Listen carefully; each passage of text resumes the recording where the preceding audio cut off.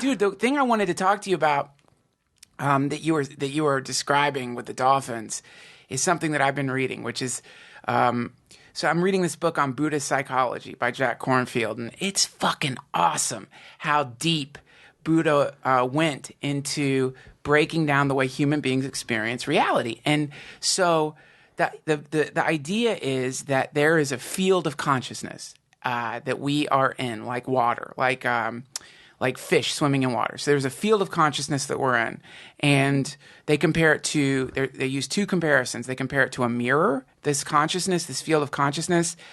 In the way you look in a mirror can be reflecting anything. It can be reflecting a beautiful girl. It can be reflecting tigers eating somebody.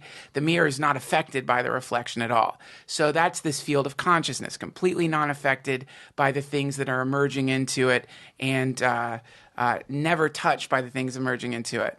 So the field of consciousness is like a thing that is flowing through us, and we're flavoring it with our experiences. So the experiences that you have as a person is like dropping dye into water, and there's these temporary colorings of this field of consciousness, and that's the human experience. And so so the idea is you begin to watch.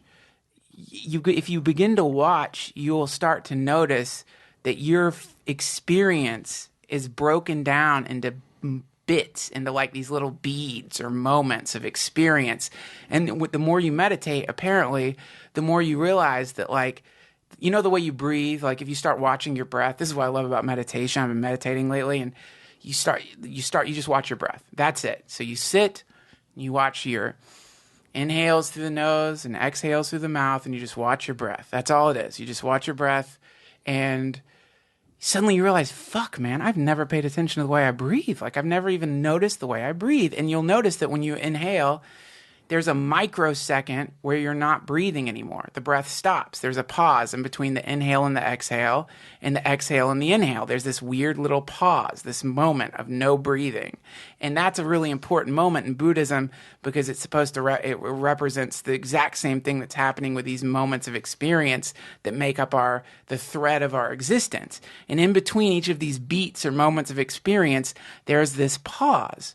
It's a micro pause, probably shorter than a millisecond, but it's a pause. And that pause is the field of pure consciousness, which is what we actually are. That's what you really are. You're the person that you think you are is the experience of consciousness meeting this temporary manifestation that's the atomic cloud or swirl of particles that makes up a Joe Rogan.